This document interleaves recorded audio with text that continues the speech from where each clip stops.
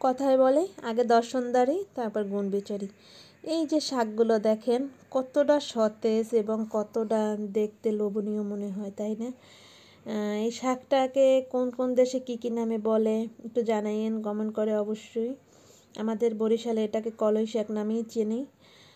তারপরে এই শাকটা আমরা তো এভাবেই কোটা মানে কাটতে জানি, আর কোনোভাবে এটা কাটা যায় কি না সেটাও অবশ্যই জানাবেন আপুরা ভাইয়েরা।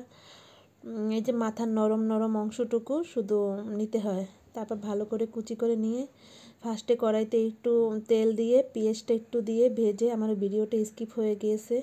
তারপর পরিমাণ মতো চিংড়ি মাছ আপনাদের পছন্দ অনুযায়ী দেবেন, বেশি বা কম তাতে কোনো সমস্যা নেই। তারপর কিছুটা পরিমাণে কাঁচামরিচ দেবেন।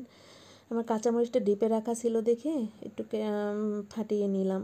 আমি একটু ঝাল কম খাই তার জন্য কম দিয়েছি। তারপর কোরানো নারিকেল দেবেন। এই শাকটা নারিকেল দিয়ে রান্না করলে যে এত লোভনীয় হয় যা বলার বাইরে। ধুয়ে পরিষ্কার করে কুচি করে পরিষ্কার করে নিয়েছি।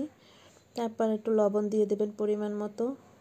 লবণ দিয়ে একটু নাড়াচাড়া করে বেশ কিছুক্ষণ ঢাকনা দিয়ে রাখবেন, আবার ফাঁকে ফাঁকে একটু নাড়াচাড়া করবেন।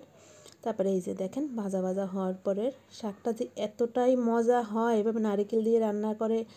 এই যে আপনাদেরকে একটু পরিবেশন করেও দেখাচ্ছি যে কতটা সুন্দর হয়েছে, আর খেতেও মাশাআল্লাহ। আপনারা আমার কথা শুনে একদিন হলো এই শাকটা এভাবে রান্না করে ট্রাই করে